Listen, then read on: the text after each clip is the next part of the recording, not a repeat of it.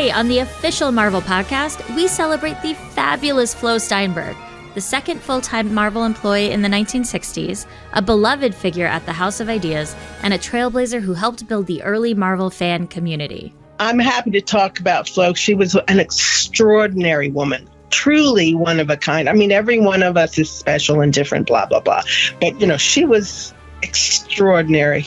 Plus, we sit down with artist Lee Garbett and Marvel Comics editor Devin Lewis as they unveil what's next for the Man Without Fear in the all-new Daredevil #1. He's loving being Daredevil. He's enjoying that side of things. The hard part is his new role as a professor. But obviously we've got this new villain that comes along to mess with all of that and to disrupt Matt's life in general and Daredevil's. And to round things out, we examine the comic book history behind one of the most powerful mutants, Aurora Monroe, a.k.a. Storm. I'm Victoria Ying. I'm Preeti Chipper. And this is the official Marvel podcast. Oh, Stan, do you have a few minutes? For our Fabulous Gal Friday? Sure. Say hello to the fans, Flo Steinberg. Hello, fans. It's very nice to meet you. March 17th would have been the 87th birthday of Fabulous Flo Steinberg, one of the most important and most adored figures of the 1960s Marvel Comics bullpen. Flo originally joined Marvel Comics in 1963 as Stan Lee's secretary, and her mythic status grew from there. Stan and Flo were the only two full-time employees at the time, so Flo was deeply involved in the relationships that helped build Marvel. Among Flo's tasks was to respond to the formidable piles of fan mail and shepherd the growth of the Merry Marvel Marching Society fan club. The warmth and generosity she extended to Marvel's growing legion of readers was also felt by freelancers who walked through the door of the quickly expanding publishing company. And that was just the beginning of a career which included publishing one of the first independent comic books, Big Apple Comics, and an eventual return to Marvel in the 1990s. We spoke with some of the many people who knew her to get a better picture of what made Flo so fabulous. I'm Larry Hama, and I've been writing, drawing, and editing comics for over 50 years. Hi, I'm Linda Fite. I'm one of the last surviving members of the Marvel Comics bullpen of the, I guess I call it the Bronze Age. I worked there in the office in the late 60s, and that's where I met the subject of this little interview, Flo Steinberg. First met Flo Steinberg through Wally Wood. All of his friends called him Woody. And Woody had known Flo for quite a while because she had been Stan's secretary and assistant at the beginning at Marvel when Woody was doing a lot of work for Marvel. I think that's when I first met her, through Wally Wood in the early 70s. She's from Boston, and I think she had a job up there working for the telephone company. I don't know what she was doing. She was a history major, I think. Real smart. But that was her first job. And then she decided to move to New York, like all of us dreamers do. And then I think Marvel was her first New York City job. I came to New York in '63, and I went on job interviews. And one of them was meeting Stan. And he needed a Gal Friday, which meant secretary, only you couldn't type or take shorthand. I am Tom Brevoort. I'm the executive editor of Marvel Comics and the vice president of publishing. And I've been doing this for 35 years. I know who Flo Steinberg was because when she first came to Marvel in 1963 or thereabouts, she spent a whole bunch of years being Stan's administrative assistant, and that meant she was the corresponding secretary for him, which meant anybody that sent in fan mail or fanzines or things would get responses that she would draft, often signing Stan's name. So she was sort of well known in the fan community at that point. She also helped Saul Brodsky with production. She would call the artists and say, those pages are due. We need them by Friday. And back then, scheduling was so important because if you were late for your print run, they would charge you. So she was doing that. She was always so diplomatic and tough at the same time. When the office was only about 4 people big, she was the person on the front desk and the front door, and fans would seek Marvel out, would look up the address and come up, and she'd be the one to have to keep them from getting in to bother Stan and to be looking for any of the artists, none of whom were there because they were all working at home. But, the young readers of the day didn't really know that a lot of the time. The job entailed opening the fan mail and then making little cards and sending cards to the kids. Then, of course, superheroes started getting bigger, so there was more male. People were actually spending time writing these letters. It sort of developed gradually that there was such a movement, the kids were so interested. We were getting so many letters. Stan said, maybe we should have a little fan club. We started the Merry Marvel Marching Society. You'll belong to the Merry Marvel Marching Society. March along, march along. And in the mid-70s, Flo published an underground comic called Big Apple and got everybody she knew in the business to draw and write stuff for it. It was, Archie Goodwin and Herb Trimpe and Al Weiss and so many others, and Wally Wood. Anyway, we had a bunch of meetings at Flo's apartment on the east side. Well, it was an underground comic. You could produce it out of a suitcase if you wanted to. But at a certain point in the 1990s, around 1993-ish, she came back on staff at Marvel as a proofreader. And so she was up proofreading all the books and interacting with all the people on staff. I'm Devin Lewis. I'm an editor at Marvel. And so I got to see Flo when I started as an assistant editor almost every single day. We used to print out copies of every single cover and the interiors of every single comic book. And we would physically bring them down to Flo and drop them at her inbox and proofreading. And she would read them over with her incredible red pen, which was never wrong. She was pretty relentless with that red pen. For as positive and outright delight as Flo could be, I'm notoriously awful with the serial comma. And she certainly let me know it, but only ever in jest. She never let any of the things like notes or an assistant editor dropping a late proof off on a Friday morning and apologizing a ton. None of that stuff ever got to her. Her wit and her red pen were equally razor sharp. A lot of people would say, oh, Flo is so sweet. She would tell people to their face.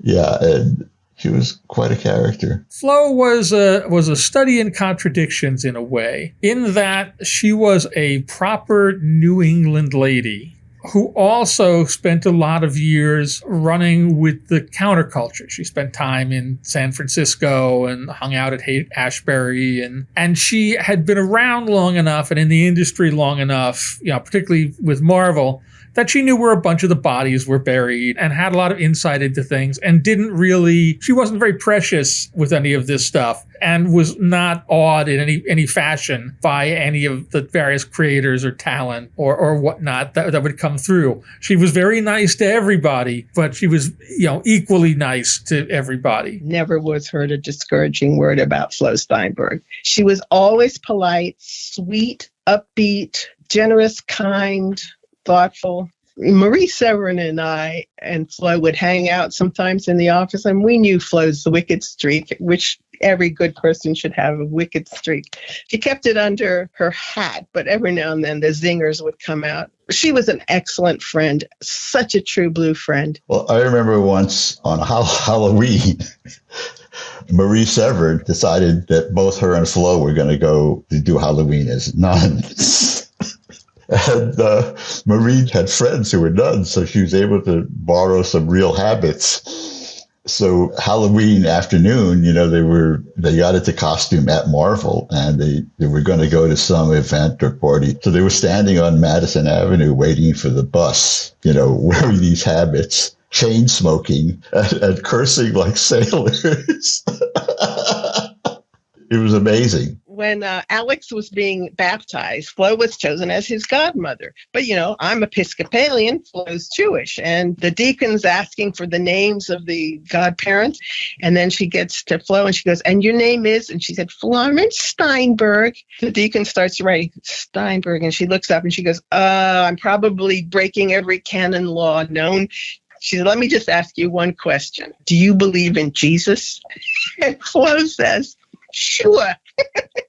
And so the baptism proceeded apace, and she was the best godmother of any of my children ever had. For so long, she was and has been the beating heart of this place. And that heartbeat, I think, still echoes beyond her time here. She trained so many people and encouraged so much of the dialogue and the way that this place worked. So much of it came from Flo. I've got a message that she left talking about how she was going to be going up to Marvel the next week. And so she was coming up. And so there's a nice little message for her saying, I'm going to go up. I'm going to see Tom. Love, Tom. I'm due to go into Marvel third week in September. I'll say hi to Tom for you. He's the only one of the few I sit and talk with. Love, Tom. She was an extraordinary woman, truly one of a kind. I mean, every one of us is special and different, blah, blah, blah. But, she was extraordinary. And she was a true stoic. She has this quote, and she put it on her wall. Do not desire that everything happen as you wish, but desire that everything happen as in fact it does happen, and you will be free. And Flo was like that. And as she was dying, she calls and says, well, Fighty, I'm toast. I'm out of here. It's just, she was so chill. The love for Flo extended beyond Marvel and the House of Ideas. After she passed, there was a small memorial at the Society of Illustrators, and some Marvel staffers went. Beyond those folks from Marvel who came, there was such an outpouring of freelancers and writers and even some artists who showed up and had crossed paths with Flo. It was just so great to see even then what a lasting impact and a legacy she had and how much love there was for her. And still is. You'll belong to the Merry Marvel Marching Society. March along, march along, march along. Clips of Flo's voice were originally featured in the documentary Stan Lee, which you can watch now on Disney+.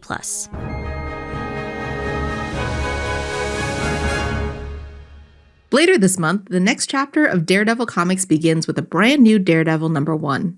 Written by Stephanie Phillips and illustrated by Lee Garbett, this isn't just a fresh start from Matt Murdock, it's a complete status quo shift as he tries to navigate his role as a law professor. Phillips and Garbett also introduce a new supervillain named Omen, who seemingly got a mysterious vendetta against Matt Murdock, although, who doesn't, let's be real. But this new baddie isn't quite what they seem. Joining me now to talk about this exciting era of Daredevil is the artist on the series, Lee Garbett, and Marvel Comics editor Devin Lewis. Check it out.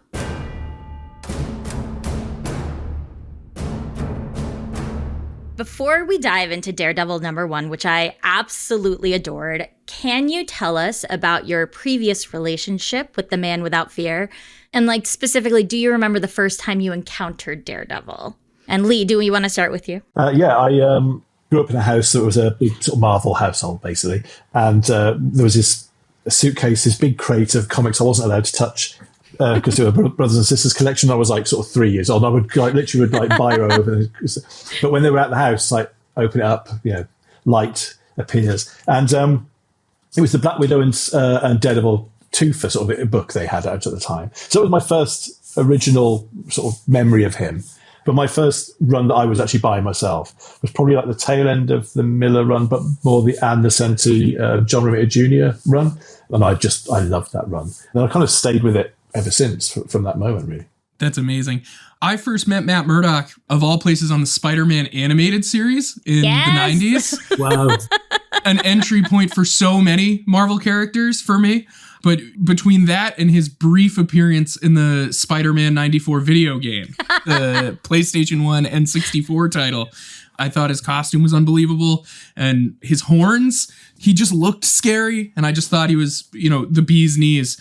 And I think the first comic book I ever got with Daredevil in it, during the Kevin Smith, Joe Quesada run, there was this great cover of Wilson Fisk in the river. He'd clearly taken a couple bullet wounds, and the blood in the water was just forming the DD logo. And I remember grabbing that comic off the shelf and being like, what is this? This is the coolest thing I've ever seen.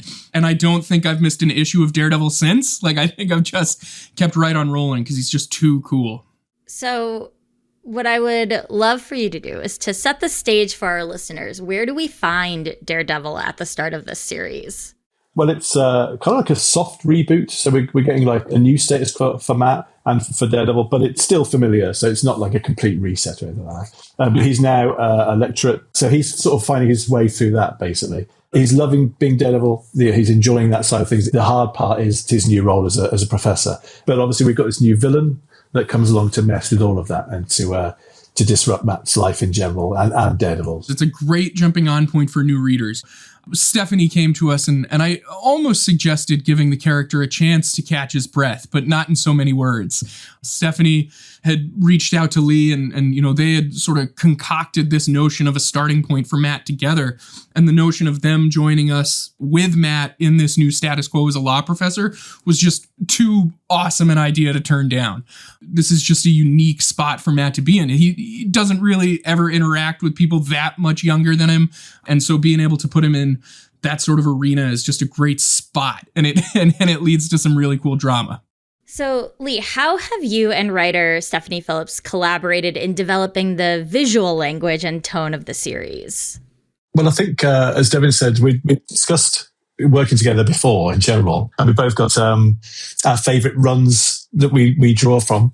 And Daredevil's one of those characters that he seems to get like really great creators and really great arcs and runs that have become like legendary places. So I think what I really wanted to do was to try and really make it sort of our own as much as possible. Although those are touchstones, to not look too deeply at the visuals of other books that have gone before and to really try and make this have its own flavour. Because I think that's when the books do their best, when they feel really intrinsic to the creators involved sort of thing. So we both had an idea of how we wanted it to go, and we touch upon noir. There's definitely like a horror element to it as well. There's some horror scenes, certainly in 2 onwards.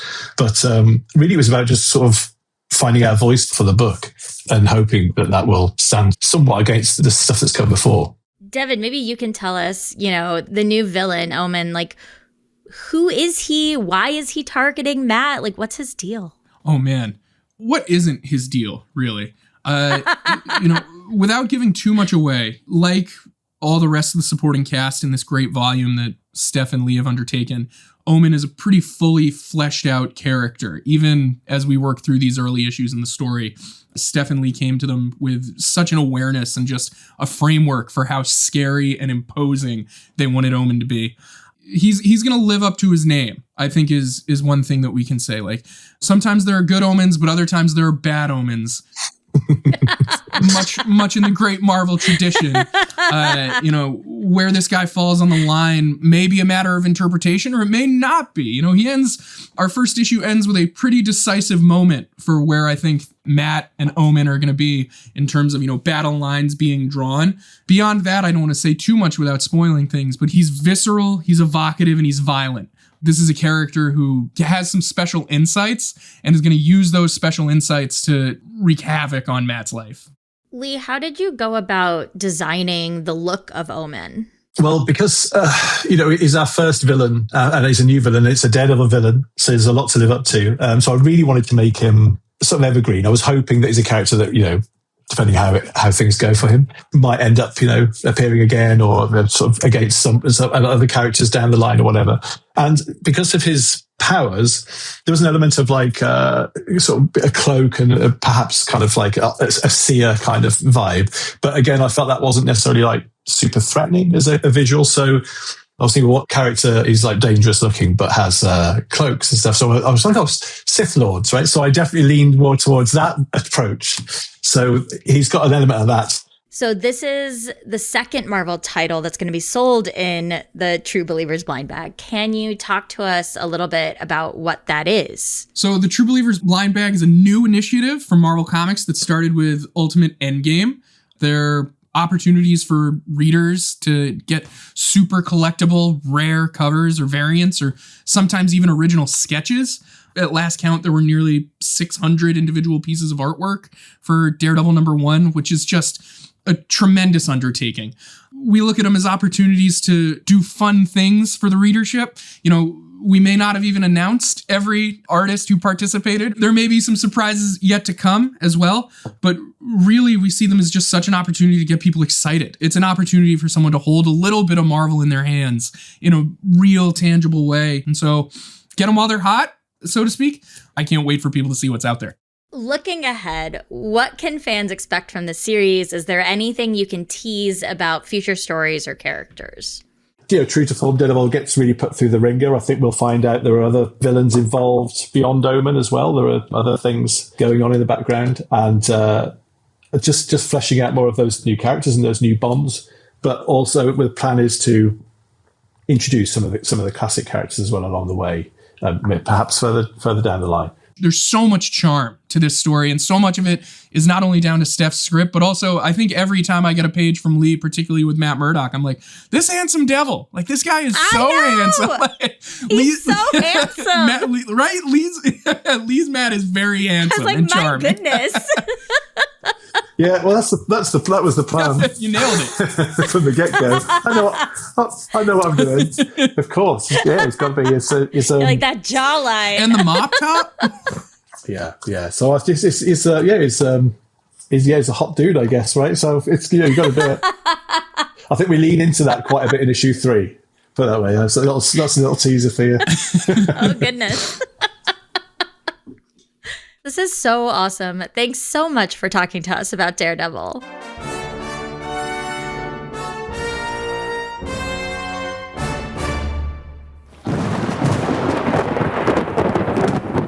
Ooh, was that a crack of thunder we just heard? Is it raining here in the studio? Nope. We fooled you. That was just a sound effect. I don't think we fooled anyone. We tried. Doesn't matter, because we're about to dive into the history of one of Marvel's mightiest mutants, a woman who can conjure up the crash and boom of raging thunder without the use of a sound effects library. Yes, we are talking about Aurora Monroe, aka Storm. Our story begins in a village in Kenya with Princess Ndare, the youngest in a long line of ruling women, all of whom have had bright white hair. But not everybody born into royalty is jazzed about having to rule someday. Ndare wants to chart her own course in life, and when she falls in love with a visiting American photographer named David Monroe, she runs off with him back to the US, where the two get married. It is in New York City where Ndare gives birth to the couple's only child, Aurora, who sports the same strikingly white hair as her mother. While Aurora is still an infant, David is offered a job overseas, and the family moves to Cairo, Egypt, where they live a relatively happy life. Until the tragic day that shatters poor Aurora's world as she knows it. An airplane crashes into the family home, killing both David and Ndare. Aurora survives, but is trapped beneath the rubble. She isn't rescued for days, and the experience leaves her with a lifelong case of severe claustrophobia. She's also now a 6-year-old homeless orphan on the streets of Cairo. So she does what she has to in order to survive. She becomes a pickpocket, and a darn good one too. She also notices during this time that her mood affects the weather. Interesting. Among the many wallets she steals is one belonging to a mysterious bald American. But more on that guy later. It's around the age of 12 that Aurora begins wondering if there's more to life than petty theft. As many young people do. She remembers talk of her mother's youth in Kenya and wonders if, perhaps, that's where her future lies. So she leaves Egypt and sets off for Kenya, by herself, on foot. As many young people do. It's during this period that she crosses paths with a young man who's out by himself, also wandering the African countryside. Like I said, as many young people do. Apparently so, and this young man happens to be a prince named T'Challa. You might know him better as the Black Panther, although at this point, as a young teenager, he was still just Prince T'Challa, skinny kid with a spear. And T'Challa likes what he sees in Aurora. Namely, that she doesn't care at all that he's some big fancy royalty. While every other girl T'Challa meets fawns over him, Aurora treats him to a shrug and a meh.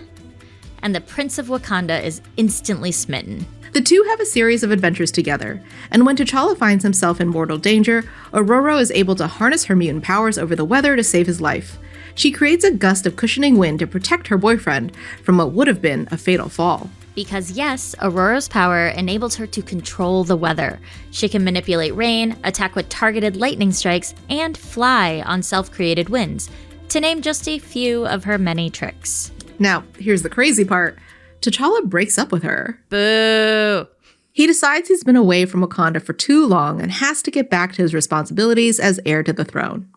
Alone again, Aurora continues her tour of the Serengeti, helping villages in need in whatever ways she can, using her rains to put out fires and end droughts. She becomes a legend among locals, some of whom start calling her a goddess, and even worshipping her as one. Aurora is bringing drought relief to one of those villages when she gets a visit from that bald guy whose wallet she coincidentally snatched back in Cairo. Professor Charles Xavier, aka Professor X, invites Storm to join his team of mutant superheroes, the X-Men. Aurora accepts the offer, and the very appropriate codename of Storm, and officially begins her superhero career. And goes on to become one of the most iconic X-Men of all time, frequently taking on a leadership role within the team. Storm and her teammates save the world so many times, it's easy to lose count. But she endures some rough times too. Let's look at some of Storm's career highlights and lowlights. An anti-mutant government goon named Henry Gyrick blasts her with a ray that steals her powers, leaving hand-to-hand combat as her only form of defense. But that doesn't stop her from continuing to serve as an X-Men. It does precipitate an interesting change in personal style, though, trading her voluminous windswept hair and flowing cape for leather vests and a spiky mohawk. She then starts a romantic relationship with Forge, another X-Men and mutant inventor who constructs a device to restore Storm's powers. The machine works, but the relationship doesn't, mostly because Storm finds out he was the one who built the ray that stole her powers to begin with. Whoops. Yup. Another tough spot for Storm comes when the child-obsessed villain Nanny reverse ages her back to her 12-year-old self. With no memory of her adult life, Aurora goes back to doing what she did the first time she was that age, picking pockets as a street thief. Silver lining, though, she befriends and partners up with a man named Remy LeBeau, a roguish thief who has mutant powers of his own. After she gets her memory and her adulthood restored, Storm convinces Remy to join her in the X-Men as the mutant hero Gambit. Later, she's reunited with her first love, T'Challa, who is now the king of Wakanda and the world-famous Black Panther. They get married, and Aurora becomes the queen she was always meant to be. Until they break up again. Though this time, it's Storm's decision. When Namor the Submariner, who has since joined the X-Men, attacks Wakanda, T'Challa declares the X-Men enemies of the state. Torn between her loyalties to the X-Men and her duties to Wakanda, Storm finds herself in an impossible situation, and her marriage doesn't survive. It's mostly amicable, though, and she and T'Challa remain friends. Enough so that a few years later, when Thor leaves the Avengers and the team is in need of a new lightning summoner, T'Challa offers an invitation to Storm, which she accepts. So now, Storm is an Avenger, and even holds her place among the lightning gods and goddesses of the Marvel Universe's many pantheons.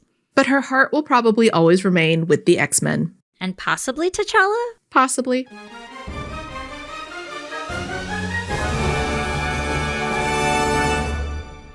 As we discuss the chapters of Storm's character journey, it's hard to not also think about the various writers and artists who have contributed to Aurora Monroe's story. And a particular creator's legacy casts a very long shadow for Storm and so many of the mutant heroes we love. One of the most prolific storytelling eras in Marvel's history was writer Chris Claremont's 16 years spent at the helm of Uncanny X-Men.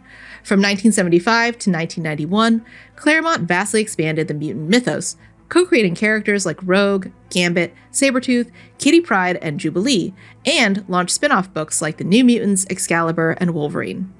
We asked industry legend Gail Simone, the current writer of Uncanny X-Men, what Marvel Comics stories, past or present, resonated with her.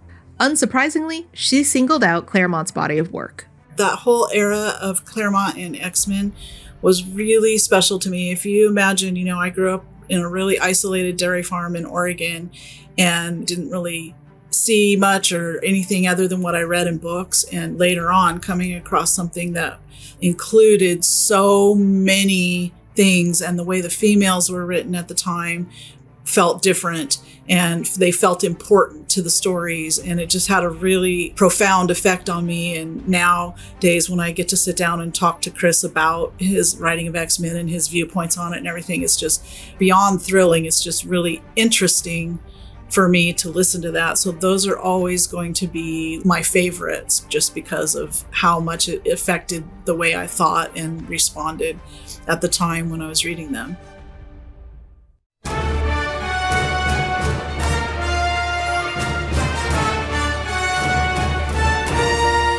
Next week on the official Marvel podcast, we celebrate Black Panther's 60th anniversary with prominent Marvel Comics creators like Torrin Clark, Dennis Cowan, Aletha Martinez, and Christopher Priest. He's this ruler of a sovereign nation. He's an incredibly powerful person. He could give a crap about us and our rules or the truth, justice, or the American way. He doesn't care about any of that. He cares about Wakanda, and that really struck me. It's like this guy, he cares about the block that his house lives on. He cares about his neighborhood. And that's what he's committed to. That's all for today. Make sure you never miss an episode by subscribing to the official Marvel podcast wherever you listen. And if you're already subscribed, why not leave us a quick review? This episode of the official Marvel podcast was hosted by Victoria Ying and me, Preeti Chibber.